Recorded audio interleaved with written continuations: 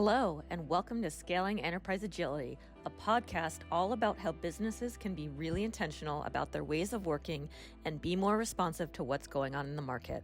I'm Alexis Williams, Head of Strategic Alliances at Atlassian. I'm here with my business partner, Christian Kelly of Accenture, and today we are joined by special guest Fonz Morris, Lead Product Designer at Netflix. And together, we are sitting down live in San Jose talking about value stream management.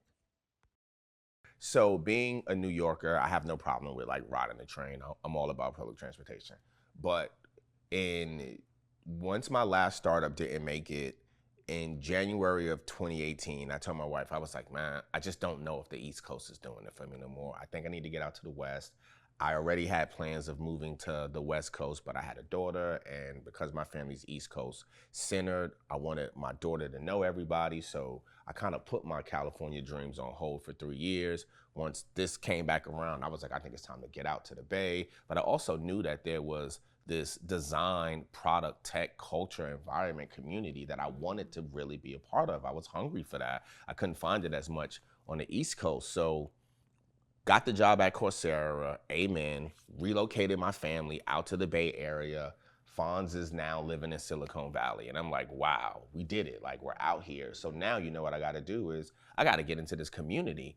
And it just so happens that there was events spaced out all through the city. There was some, like, I'm down in San Jose. Coursera was based in Mountain View, which is kind of in between, north of, for all of those that don't know, north of Mountain View is like Palo Alto. And then north of Palo Alto, you start to get towards San Francisco. So up and down what we consider as the west coast of the Bay, there's always these different events.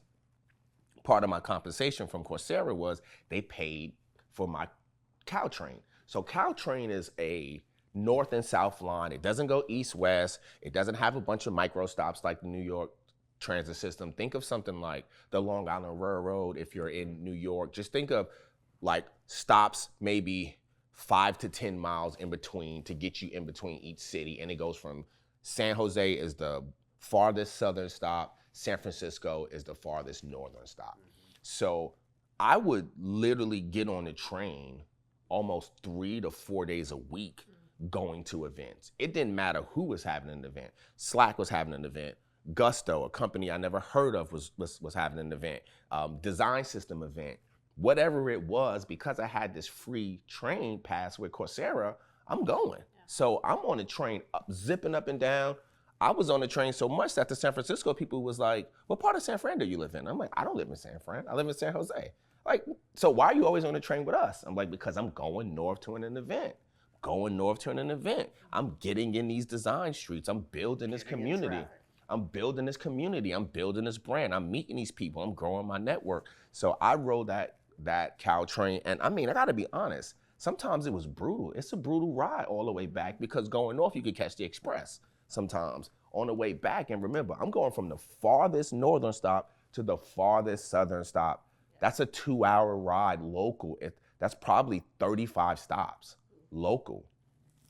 I would be doing that once or twice a week, that super long one back in case the event was all the way up in San Fran, but it was so beneficial because I was now in this community.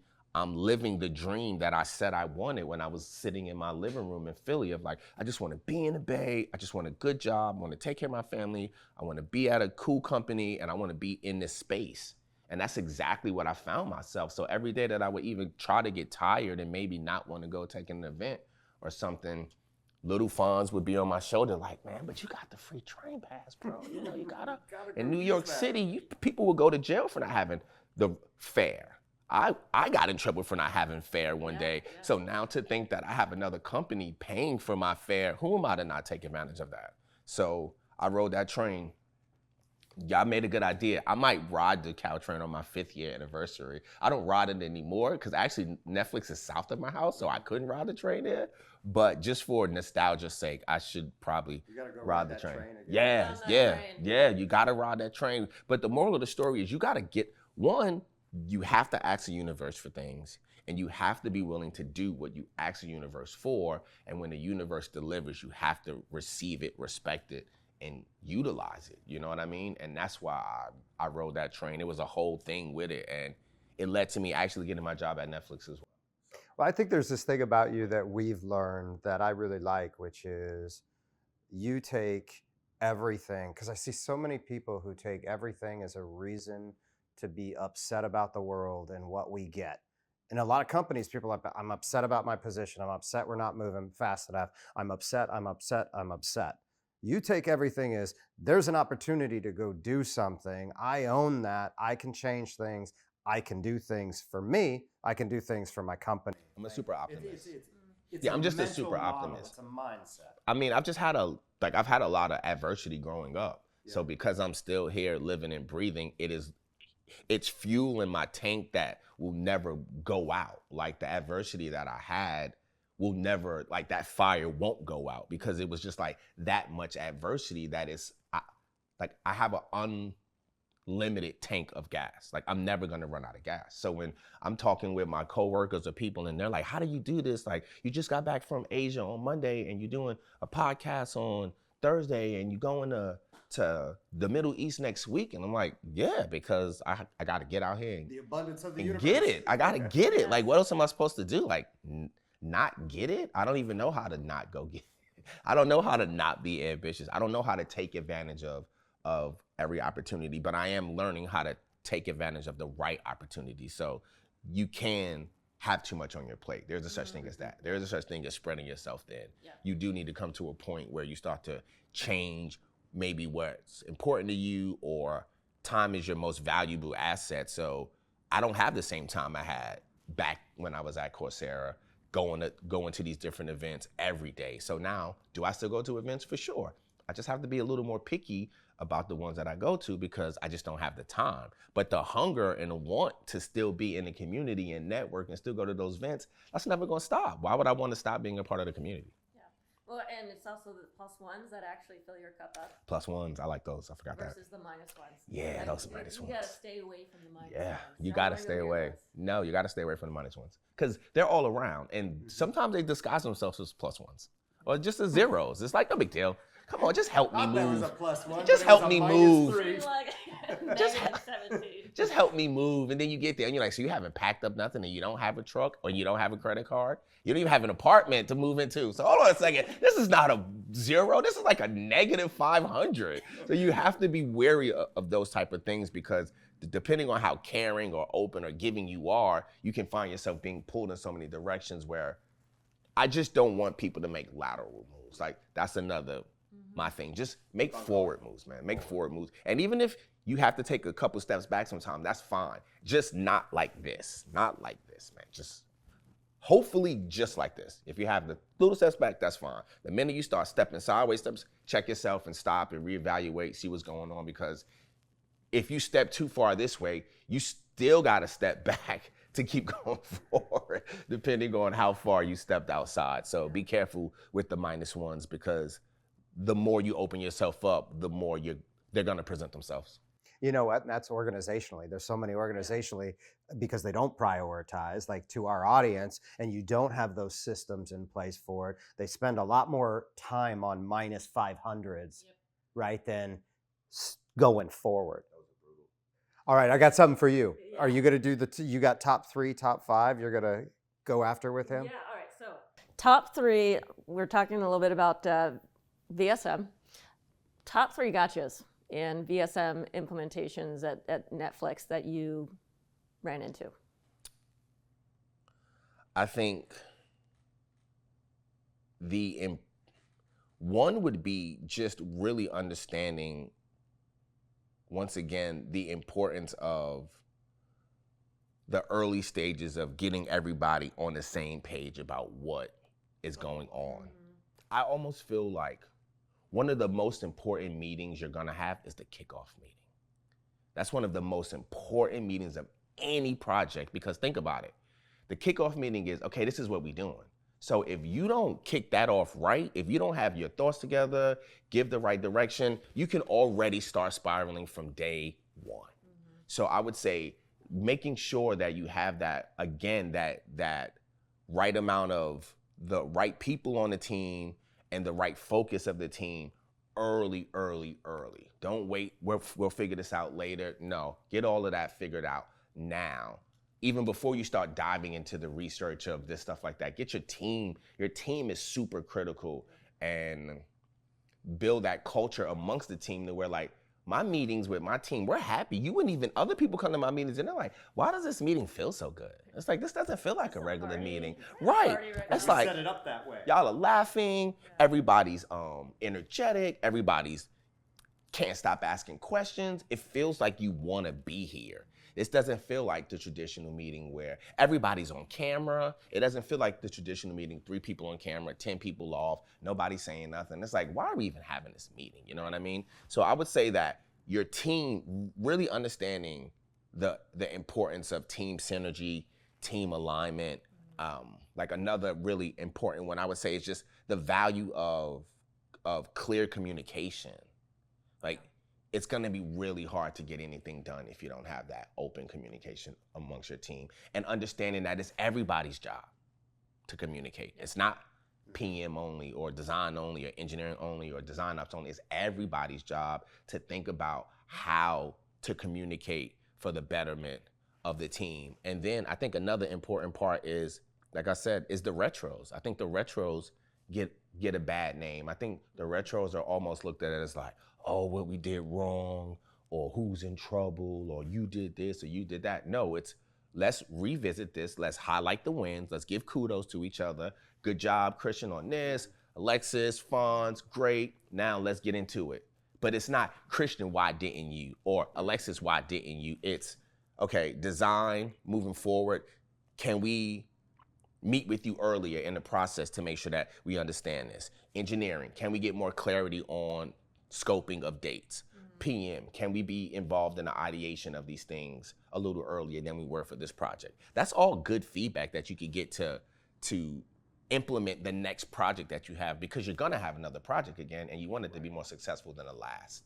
So that constant, not iteration, but constant growth. Growth, that constant growth of an understanding what that whole VSM life cycle is like. You go through these stages, but at the end, you have to be open to know that you may have to end up going all the way back to step 1, and which is fine. Because then you can move forward again. Yeah, and you'll make it better.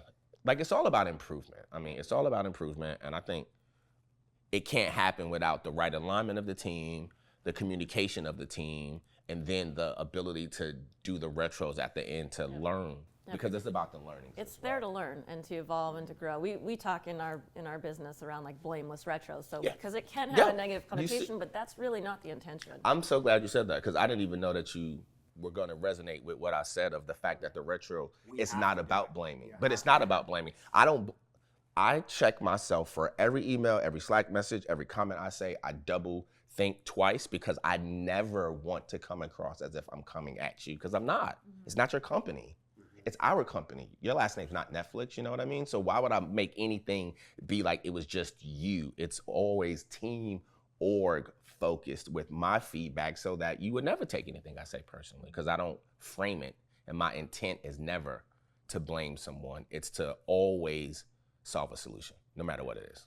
You do a lot of public speaking now, and you're out there everywhere, which is awesome, which probably means you get a lot of questions, because everybody adores your company and a few others. They really look at you as leaders and how you operate and the like. What are like the top 3 myths that you gotta bust all the time about Netflix? And you're like, how do you think that about us? Like, here's what's real. Well, I got a funny one for you. I don't get free Netflix, so that's automatic. You see, that's one. So that's myth number 1. Everybody's a customer. I pay for my Netflix every month. Probably, I pay for it probably every month. I don't think twice. I don't say, oh, I think I should get. Nope. I think I get compensated fairly. I have a ton of other perks. I don't think it's that expensive, so I pay my Netflix, no problem. Now, I work on a product team. I could make a login and watch Netflix all I want and never pay.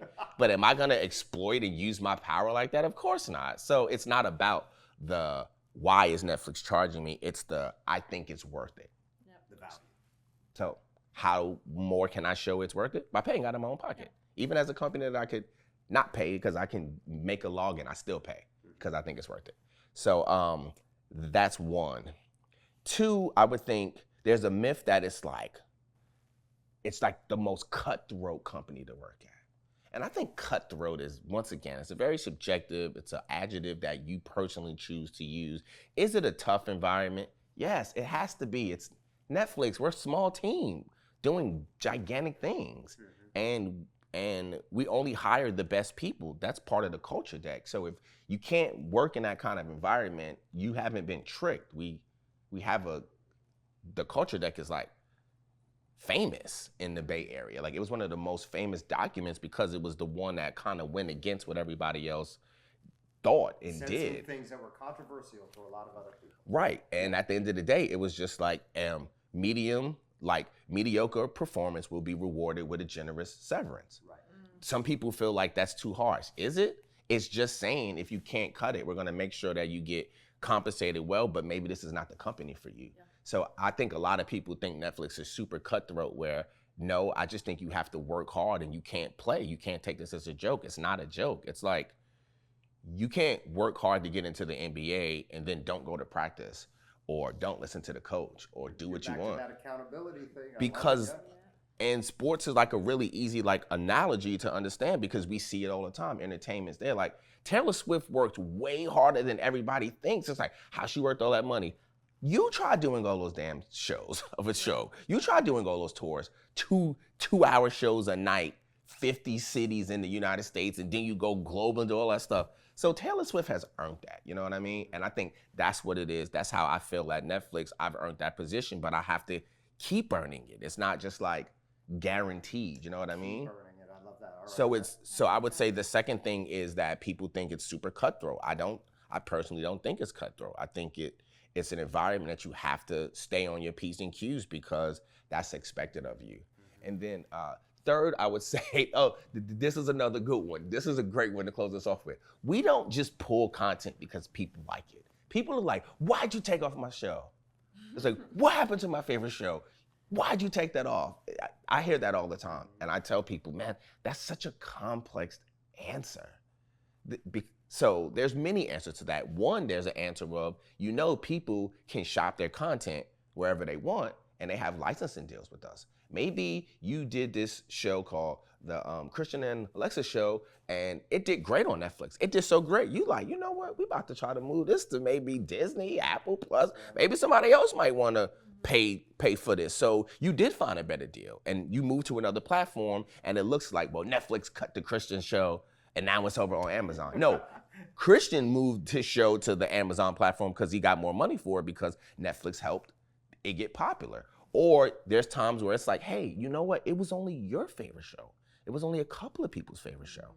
And it wasn't worth us keeping the rights or paying to hold it onto the platform, where even though you liked it or maybe your subgenre of people liked it, it didn't really have the numbers that we really require a show to have to stay on the platform. But people are so emotionally and individually connected to these titles that they're like, well, I like this. My circle like this. Your circle might only be a couple thousand, couple 100,000 people.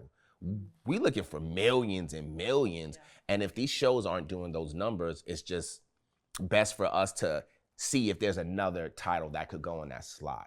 So there's a lot of thought and energy and data put into when a show is removed off of Netflix, but it's never personal. People be making it seem like it's personal. It's like, no, it's a business. It's just a business. It's just a business. And just maybe the show just didn't do as well as we thought or you think it's doing. So we have to constantly try to rotate the content to make sure that we're keeping fresh stuff that people want to watch. So I would say that's the other part, is the way we move and add content to the platform. Is very, very complicated. And there's a lot of nuances and loops between licensing and pay and engagement that determine the life, like the shelf life of a title. Yeah.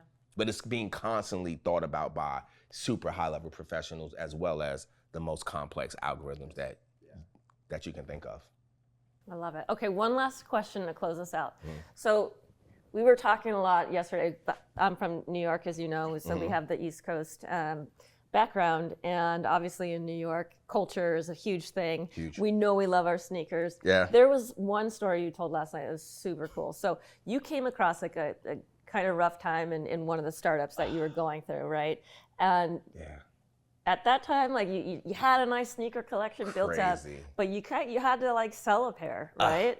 Like tell that story. Not even just a pair. I had to sell my whole sneaker collection because when I say I was completely vested in this business, I'm all in. I'm not like 1 foot in the pool. I'm like, we getting in the water. Oh, we not getting in the water? Too late. I'm already underwater.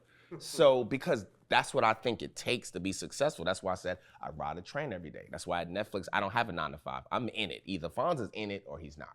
So I love sneakers and I love the thrill of trying to get the sneakers because they were exclusive. I love the fact that they were assets and they were investments and they were worth something. I love the style. I love the creativity, the expression, all of this. So collecting sneakers, collecting them, doing all these things, had a basement full of like Yeezys and Jordan 1s, and it was just great. But once again, January 2018, funds stopped coming in. I'm married. I have a 3-year-old. I got bills to pay. I'm like, I don't think I can get money to come in this quick, even if I do go get another job. I got to get a portfolio together. That doesn't happen quick. Once I get the portfolio together, I got to start interviewing. And then I got to work for 2 weeks or at least 3 weeks to get my first check. So even if I got as focused as I wanted to today, no money's coming in by tomorrow or by this weekend or nothing of that nature. So it's just like, damn, do I have to do the inevitable and sell my sneakers? And of course, I'm gonna try to wait till the last minute to do that. And then I waited till the last minute and it was just like, it's time. And I'm just like, oh my gosh, bro, I can't believe I have to do this. But you know what? It's just, I mean, it shows my maturity and my dedication to my family and the fact that I love my sneakers, but I'm not that attached that I'll put them before my family. So I sold all of them, but I ended up making like $15,000 from it, which was enough to help cover and help pay rent. And I always said to myself that I'm gonna get every single sneaker back and even more when I bounce back. And once I got the job at Coursera, got out here, you know, you get past the stages of like finally getting some checks in and stuff. And I'm like, you know what? I can start building my sneakers back. And then slowly. And then once I got over to Netflix and I started making the Netflix money, I was like, now it's payback time. I'm going to get every single thing back. And now my closet at my house is overflowed with sneakers. And I have sneakers in my office, under my table, and on top of my table, and on shelves, and one's near the back door that I wear out, and one's still in my suitcase. And I was supposed to wear new sneakers here today for you guys, but I'll be honest, I couldn't bring myself to actually put them on feet because there's this. See them, yeah. Right. So there's this whole sneaker thing where once you put something on, it's no longer considered as like never tried on. It still can be like considered as like dead. It's almost not even dead. So there's layers to it. It's in circulation. There's never tried on. That's the most creme de la creme of a sneaker that you can get. Never tried on. Like never even put a sock in it. And then there's tried on, and then there's like worn, lightly worn, slightly worn, used, beat up, so and so. So I wanted to wear sneakers for y'all today, but then they would have moved out of the never tried to the tried. That's a big ask. And that was a big ask. All right, but that's next time. But instead of not doing anything, I did bring them though, and I wanted you to see I've these. been waiting all day because Ready? I'm like a shoe fanatic. Like, Well, I love sneakers. these are really I cool. love shoes. I think these are great. Like I was at the table last night. Like, what could I possibly bring that would they were sneakers? Okay, so these are Nike Dunk Lows, and they're called Alex Rodriguez, and they are a mixture of multiple. There are multiple sneakers over the years that have been combined to make one pair of sneakers. That is So cool. each piece of the sneaker is something from a different sneaker. Like these are from the Jordan 3s, this like elephant That's print. like early 90s kind of. Right, My like the son elephant has a print. pair that has Yep. that on it. So the elephant print, and then these, and then the gum bottom, and then you see how these sides. So it's two completely different sneakers. So when you're wearing them, it's like, did you forget yes, like, did you put the wrong sneaker on? Yeah. But at the same time, when you think about it, this is me. This is me. Like, if you think of the story that I told you, all the stuff, right? Yes. But at the same time, this is still so, even though this is so abstract, it's still beautiful. It's still art. Has design.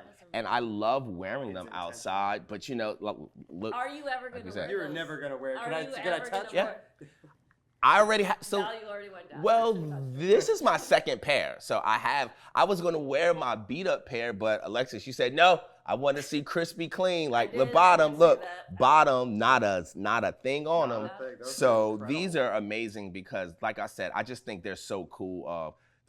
And then you got to be bold to wear something like this out the house. Christian, I would love to see you in something like this. I could see you doing this. Oh, I would love to see you go to your kids' swim meet tomorrow with a pair of these on. All right, I'm gonna get some new sneakers, and now I'm gonna be texting you sneakers. I'm gonna Because send you those some are sneakers for insane. Christmas. I No, have I'm a getting few sneakers for pairs of Christmas. my Nikes, but nothing like as cool as that. For Yeah. sure. So, form of expression. When you see something, even if I didn't open my mouth, you're gonna say, "You must be like a super sneaker collector, because where'd you get those from?" Yeah. And then, like, you must be artsy. Are you a designer? Somebody would like. You have to actually know what you're doing to want Yes. those. Right. sneakers. And the color and all of that stuff together. So I think all of this is, like we said, when you grow up in New York City, like your sneakers are almost like your a currency. And the Social more currency. creative, Social the more currency. exclusive, the more credit you'll get. Didn't you have a funny story like I about your did. sneakers? Don't jip the fans. Tell them your story. All right. So so this must have been like 8th grade, and I was begging my parents for these pair of Jason kids, begging The them. Jason But kid with I the needed bubble in them them. for social stature. Like I was like, I'll be so cool if I just get these Jason kids. And they're like, my parents are like, you're crazy. They're like $120. Like I had never had a pair of sneakers over I like remember $30 those. at that point. I begged. I beat them into submission, and they love got that. them for me for Christmas. I wore them to school, and like within 5 minutes, I'm at my locker. Someone comes up to me. They're like, "Those are the coolest sneakers ever," and I just like was like felt so validated.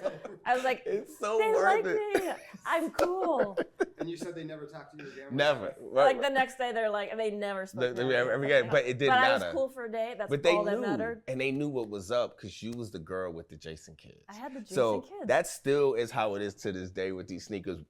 When I'm at the airport, it's like I'll see like another sneakerhead look at me, they'll look down or look back up at me and give you the nod. There's, and it's like, like I see respect. you. It's like yeah, Respect. I like got respect. you. Like I see you, fam. I see you too. So Yeah. yeah. So I wanted to bring those. Sorry, podcast world. I couldn't bring myself to wear them, We but would I be did show upset them. with you if you did. I did Yes. show them though. That, so that equally counts. I felt like love that it. was a fair compromise for us, right? That got my sneaker need met. So Thank now you. we can be sneaker buddies. Yes. And I'm gonna look for some sneakers for you. You wear a 10? 9.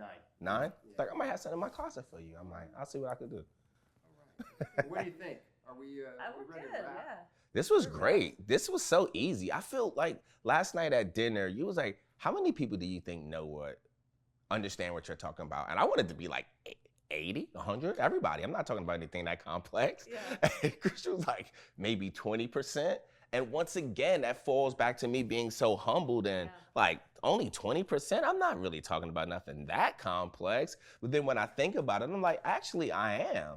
Well, I what think you're it's- talking about is a lifetime of actually honing your craft Mm-hmm. and building out your capability. And so you're super passionate about it. And what I would love to see is more people in our industry who are trying to go down that path. I don't care if you're working for an insurance company, right? And your whole world is you build technology for doing auditing of an insurance company. You could be passionate about it and you could build your craft.